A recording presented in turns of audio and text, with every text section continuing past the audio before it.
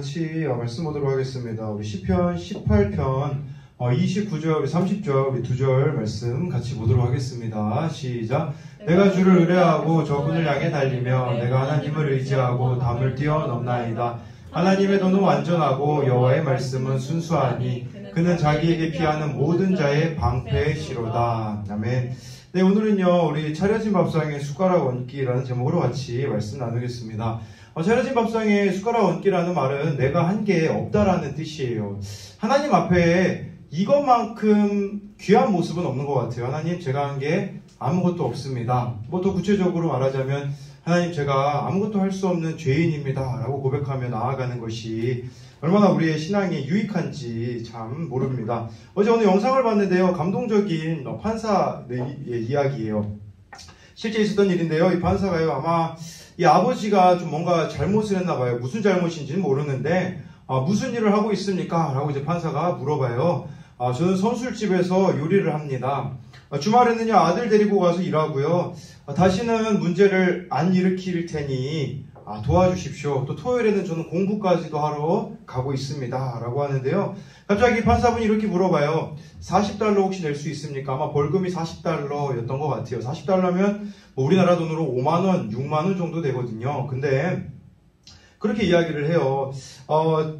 제가 다음 주 금요일에 드릴 수 있을까요? 왜냐면 금요일에 제가 이렇게 돈을 받기 때문에 그때 드리겠습니다. 라고 하자 판사가 이렇게 얘기해요. 필로메나 기금에서 40달러를 내겠습니다. 이 필로메나 기금 뭐냐면요. 필로메나가 이 판사분의 어머니 이름이거든요. 이 어머니 이름으로 만든 그 단체에서 40달러를 그냥 내주겠다라고 이렇게 이야기를 하면서요. 마지막에 이런 이야기를 하더라고요. 저 이게 감동이었어요. 제가 드리고 싶은 말은 쓰러지는 게 죄는 아닙니다. 다시 일어나지 않는 게 죄입니다. 라고 이렇게 이야기를 하더라고요. 그러면서요. 이렇게 얘기해요. 뒤로 넘어져도 다시 일어나세요. 아내와 아들을 생각해서라도 튼튼한 울타리가 되어 주세요. 아시겠죠? 라고 이렇게 이야기를 하더라고요. 여러분, 우리가 죄인이기 때문에 죄에 넘어지는 것은 너무나도 어찌 보면 당연할 수 있습니다. 근데요, 넘어진 것보다 더 큰 문제는 뭐냐면 일어나지 않으려고 하는데 문제가 있다라는 거예요. 잠언 24장 16절을 같이 읽어볼게요. 시작. 대저 의인은 7번 넘어질지라도 다시 일어나려니와 악인은 재앙으로 말미암아 엎드려지느니라. 여러분, 의인, 하나님 믿는 사람이요 넘어지지 않는 사람이 아니라고 합니다. 여기 보니까요 7번 넘어진대요. 성경에서 숫자 7은 완전수거든요. 완전 넘어질지라도 일어서는 것이 중요하다라고 말씀해주고 있는 것이죠. 네, 근데 누가 일어날 수 있게 해줄까요? 네, 일어날 수 있게 해주실 수 있는 분은 하나님밖에 없음을 우리가 알아야겠죠. 오늘 본문 29절 말씀을 우리가 다시 한번 읽어보겠습니다. 시작. 내가 주를 의뢰하고 적군을 향해 달리며 내 하나님을 의지하고 담을 뛰어넘나이다. 여러분, 우리를 아까 그 7번 넘어지게 하는 것과 같은 것이 오늘 말씀해 보면 두 가지 정도가 있습니다. 그것은 바로 적군과 담이 저와 여러분들을 넘어지게 만드는 것이죠. 이 적군, 네, 여러분 적군 뭐가 있을까요? 여러분들에게 쉽게 말하자면 원수 같은 사람이 적이 될 수가 있겠죠. 그렇죠? 그래서 여러분들 이 적군을 없애기 위해서 무슨 짓을 합니까? 주로 회피를 많이 하잖아요. 그래서 차단을 해버리거나 손절을 해버리거나, 또 여기서 말하는 적군은요, 내가 미워하는 사람, 싫어하는 사람뿐 아니라 사탄이라고도 할 수가 있어요. 끊임없이 여러분들에게 부정적인 생각을 줄 거예요. 나는 어차피 살아도 소용이 없어. 되지 않을 거야. 라는 생각을 가질 수가 있다라는 거죠. 근데 여러분, 회피하면 과연 괜찮아질까요? 어떤 문제가 있는데 내가 회피한다고 그 문제가 해결되어질 수 있겠느냐라는 것이겠죠. 그러다 보니까 오늘 말씀에서는 적군을 쫓아가야 되는데 적군에게 쫓김당할 때가 우리들에게 너무나도 많다라는 거예요. 그런데요, 이 적군을 이길 수 있는 방법이 새번역 성경에 보니까요, 앞부분이 이렇게 나오더라고요. 참으로 주님께서 나와 함께 계셔서 도와주시면 적군을 뒤쫓을 수 있대요. 여러분, 이 적을요, 내 노력과 의지로 이기라고 말씀해 주지 않아요. 하나님이 나와 함께 주시면 이길 수가 있다라는 것이죠. 여러분, 지난주 우리 인기투표 했잖아요. 우리 강해찬이 좋은가, 강한결이 좋은가. 1대0으로, 네, 우리 강한결이 이겼죠. 강한결의 특징은요, 단순해요. 저 기차에 앉을 데가 없어서 짐칸에 쏙 들어가서 너무 좋았어요. 네, 우리 한결이가 단순한 게 있는데 뭐냐면 지난주 금요일에 누가 입던 옷 중에 위아래로 그 나이키 조던 옷이 있더라고요. 조던이면 좋은 거잖아요. 근데 뭔지 몰라가지고 싫대요. 왜 여기 사람이 이렇게 다리 벌리고 서 있네요. 싫다고, 입기 싫다고 막 그러더라고요. 그래서 마이클 조던 이렇게 영상을 제가 보여줬거든요. 야, 이 사람 엄청난 사람이야. 어땠을까요?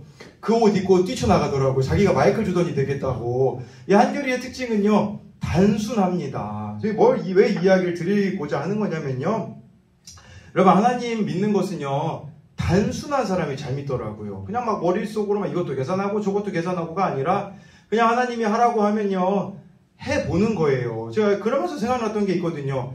예전에 한번 그런 적이 있어요. 이제, 남편분하고 아내분이 계셨는데 제가 매주 신방을 가던 집이었었거든요. 근데 그 아내분은, 우울증이 있으신 분이어서 한 번은 우리 교회에서 저희 어머니가 어떤 이야기를 했는데 그 얘기가 틀린 얘기가 아니었었거든요. 그냥 뭐 별 얘기가 아니었었어요. 근데 이제 그 아내분이 잘못 전달해가지고 막 그 남편분이 막 저한테 막 문자가 오는 거예요. 막 우리 교회에 대해서도 안 좋은 이야기를 하고 다시는 자기 아내를 교회에 보내지 않겠다라고 한 거죠.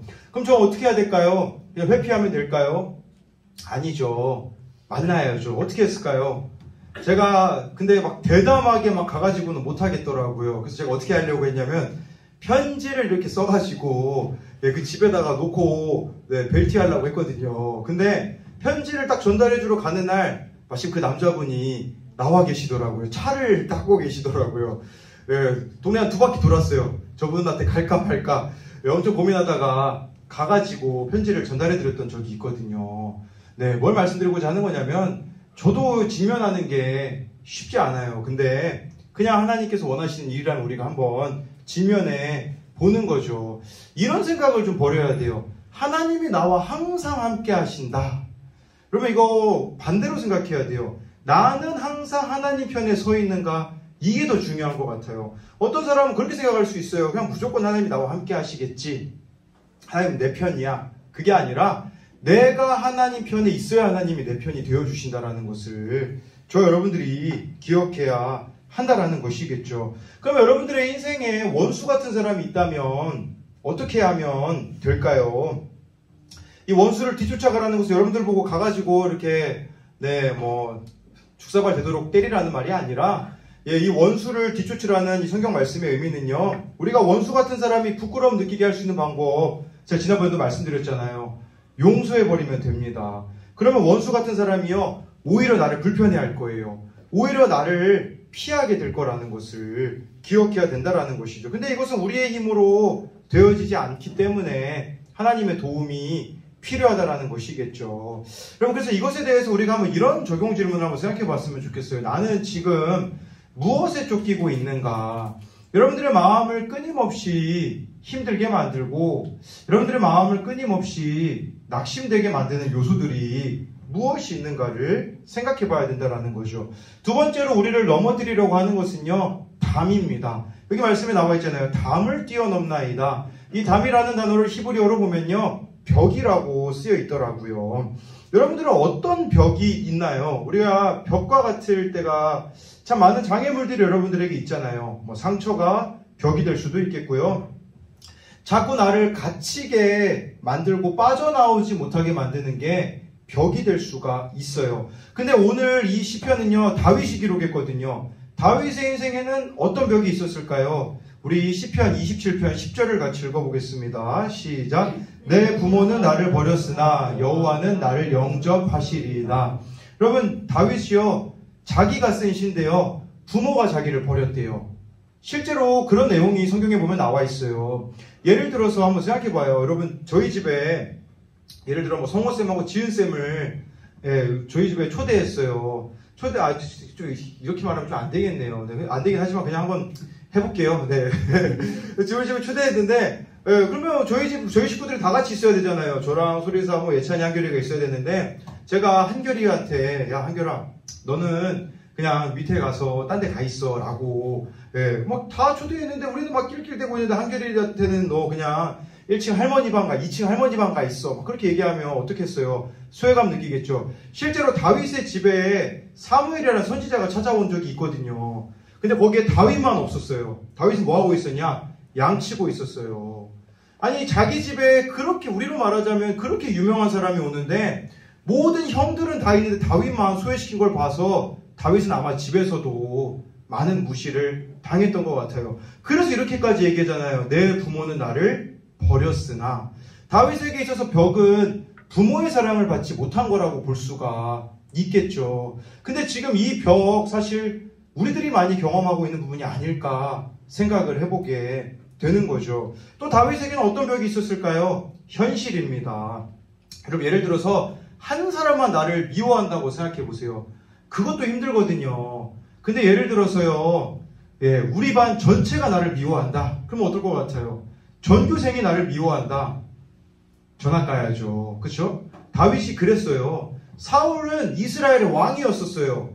그 왕이 다윗을 죽이려고 하니까요. 왕편에 얼마나 많은 사람들이 있었겠어요. 그러니 다윗이 얼마나 무서웠겠습니까? 근데 안 그래도 자기 인생도 힘든데요. 도망 다닐 때 어떤 사람들이 모여드냐? 우리 사무엘상 22장 1, 2절 같이 읽어볼게요. 시작. 그러므로 다윗이 그곳을 떠나 아둘람 굴로 도망하매 그의 형제와 아버지의 온 집이 듣고 그리로 내려가서 그에게 이르렀고 환난당한 모든 자와 빚진 모든 자와 마음이 원통한 자가 다 그에게로 모였고 그는 그들의 우두머리가 되었는데 그와 함께한 자가 400명 가량이었더라.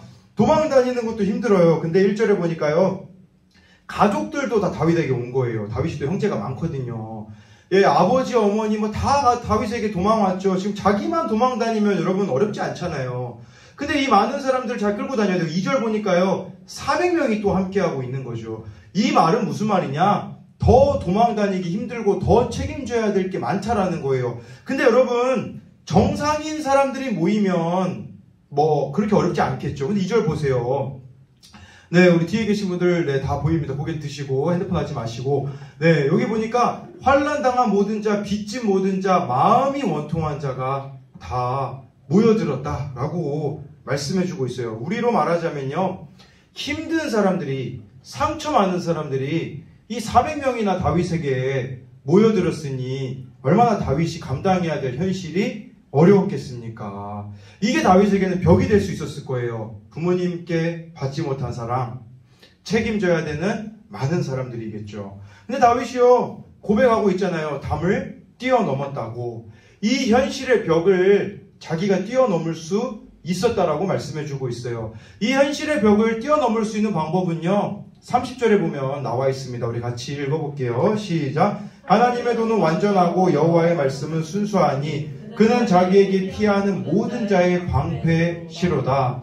네, 여러분 여기 보니까요. 비결은요. 하나님의 말씀이 순수하대요. 이 영어 성경으로 보니까 그렇게 나오더라고요. 이게 무슨 뜻이냐면 하나님의 말씀은 사실임을 증명한다. 그런 뜻을 가지고 있어요. 더 쉽게 말하면요. 하나님 말씀은 언제나 옳다라는 거예요. 그러니 여러분 우리가 하나님 말씀을 따라서 살아가면 세상적으로 봤을 땐 손해보는 것 같아요. 근데 옳아요. 이렇게 말할 수 있는 이유 앞부분 하나님의 도라는 이 단어가요. 도는 완전하고 이게 영어로 보니까 하나님의 길은요. 퍼펙트래요. 우리로 말하자면 완벽하대요. 그러니 내가 얼마나 부모의 사랑을 못 받았는지가 중요하지 않아요. 내가 얼마나 많은 상처가 있는지가 중요하지 않아요. 더 중요한 것은 지금이라도 내가 하나님께 돌아와서 하나님 뜻대로 살아가면요. 이 불완전해 보이는 내 인생을 하나님이 퍼펙트하게 해주시겠다라고 우리들에게 말씀해주고 있는 것이죠. 그래서 저희가 매일 여러분들 보고 큐티하라는 게 그것 때문이 아니겠어요.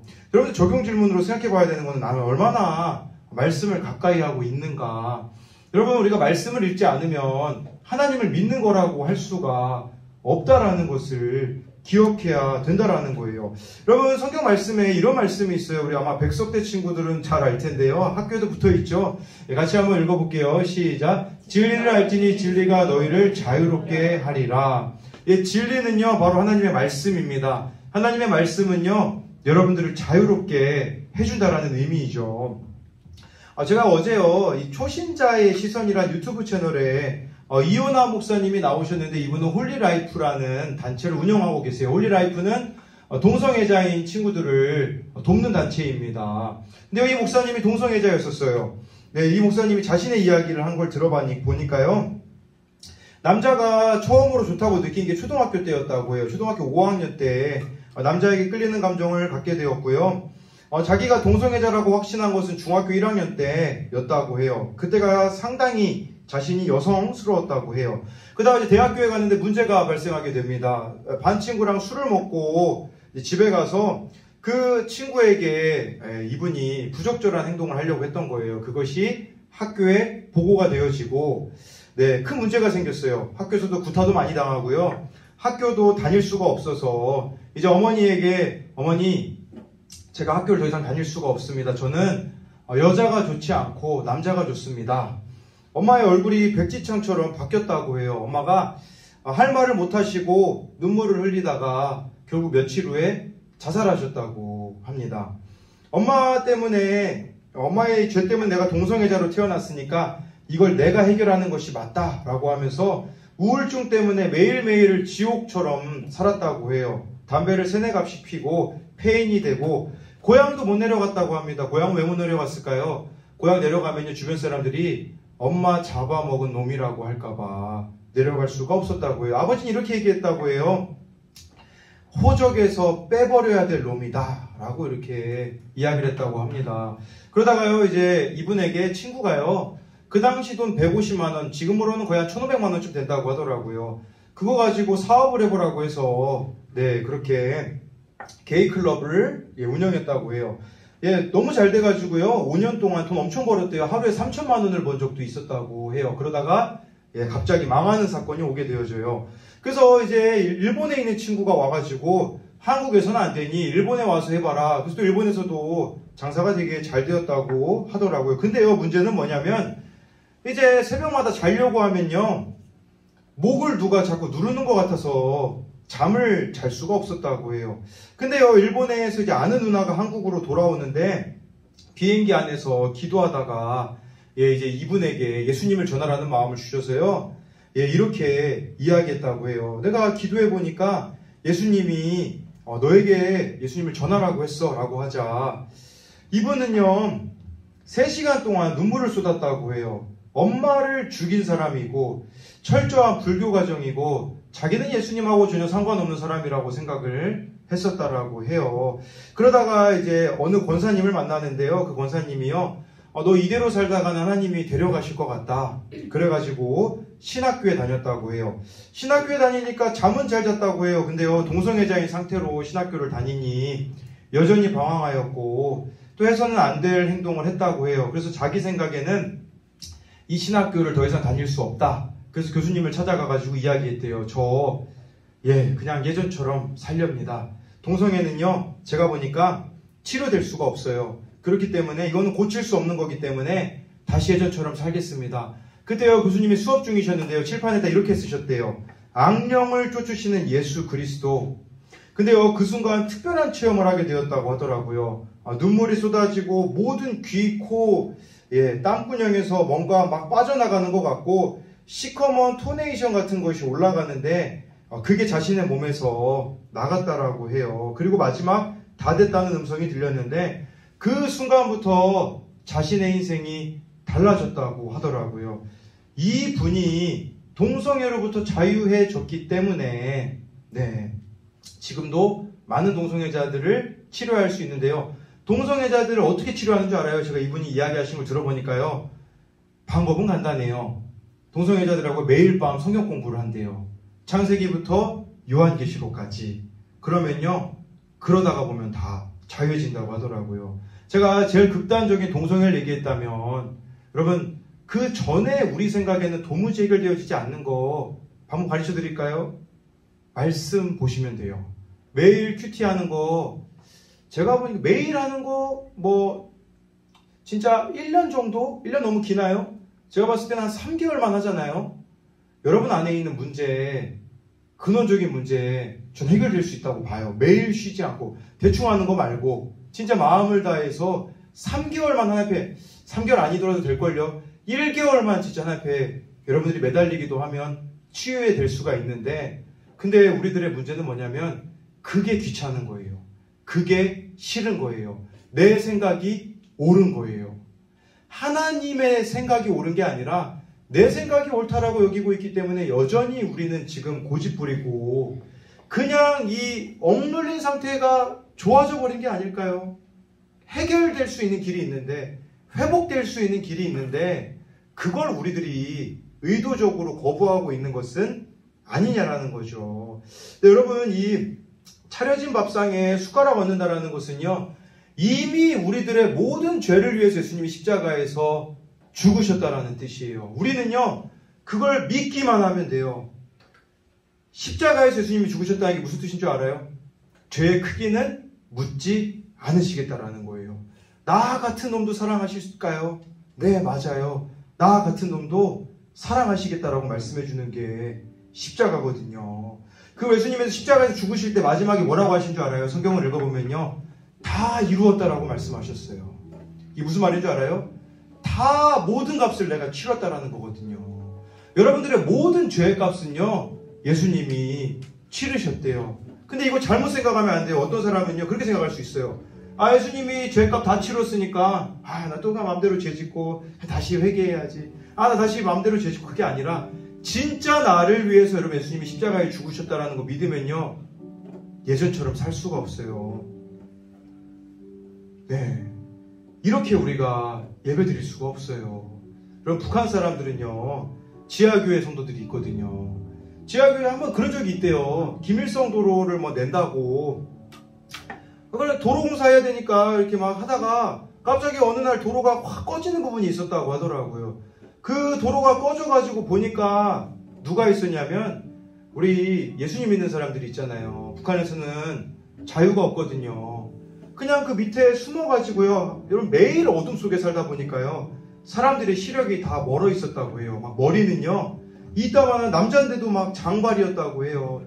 이들이 모여서 매일 그렇게 하나님을 예배하고 하는데, 그런데요, 목사님 아들들을 먼저 이렇게 죽이려고 이렇게 딱 보이는 데서 하고 있는데, 둘째가 너무 무서웠나 봐요. 근데 이 어머니가 뭐라고 얘기했냐면요, 그렇게 얘기했다고 해요. 야, 너 죽으면 천국 가는데 두려워하지 말아라. 첫째는요, 자기를 죽이려는 그 사람에게 그렇게 얘기했다고요. 뭐라고 얘기했냐면요, 아저씨, 저는 죽어도 천국 가는데 아저씨 꼭 예수님 믿으세요.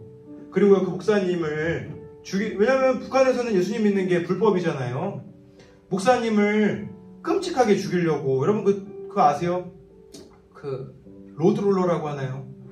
그 아스팔트 깔 때 그 무거운 거 있잖아요. 그 앞에 동그래가지고 그걸로 발끝에서부터 목사님을 깔고 뭉겨 죽였다고 하더라고요. 근데 그 목사님이 죽음 당하면서 죽음 앞에서 뭐라고 얘기하신 줄 알아요? 그때 불렀던 찬양이 뭔 줄 알아요? 내 구주 예수를 더욱 사랑 찬양 부르면서 주님 품에 안기셨다고 하더라고요. 그들이 믿는 예수와 우리가 믿는 예수 비교해보자라는 거예요. 우리는 이 주일에 한 번 예배 드리는 거 가지고도 집중을 너무 못하는 것 같아요. 진짜 예수님이 나를 위해서 십자가에서 죽으셨다면 여러분, 우리 이렇게 살 수 없어요. 이렇게 예배 드릴 수 없어요. 진짜 나의 죄를 다 용서하시고 천국으로 인도하신다면 우리 이대로 이렇게 갈 수가 없다라는 거죠.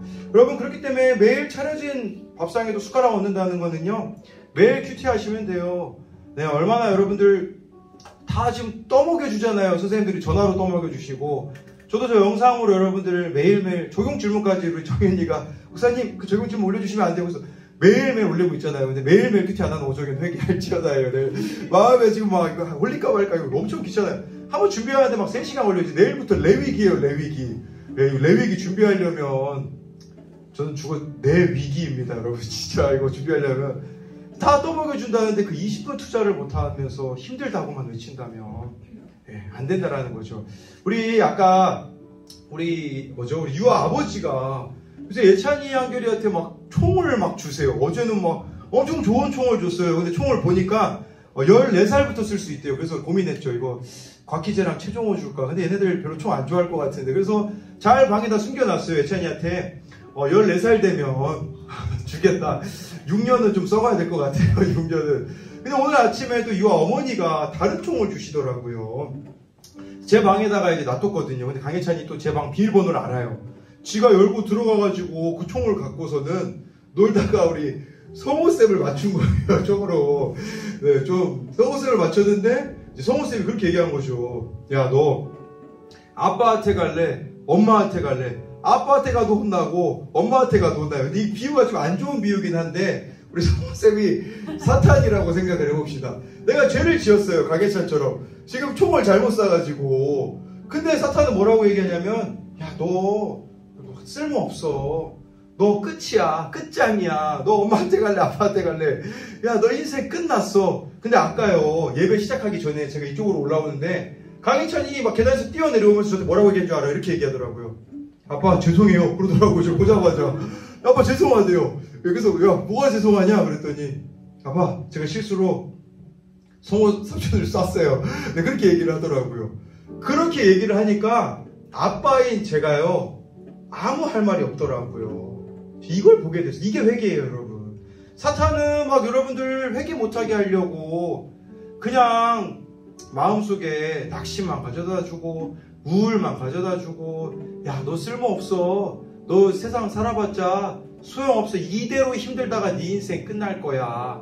근데 하나님은 아니라는 거죠. 하나님 앞에 그냥 그렇게 고백하는 거예요. 하나님, 제가 이렇게 부족하지만 이렇게 많은 죄를 지어서 부끄럽지만 용서해 주세요. 그 한마디만 하잖아요. 그러면 하나님 마음이 제 마음이었을 것 같아요. 제가 예찬이한테 뭐라고 할 수 있을까요? 총 뺐을까요? 안 뺐을까요? 안 뺐을 거거든요. 마찬가지로 하나님은 그런 분이시에요. 정말 여러분들이 회개하고 돌이키기만 한다면요, 하나님께서 여러분들을 새롭게 하실 수 있다는 것을 기억함으로써 늘 하나님과 함께하는 삶을 살아가는, 그 함께 하나님하고 살아가면요, 하나님이 여러분들의 편이 되어주실 겁니다. 그것을 경험하는 저 여러분들이 되었으면 좋겠습니다.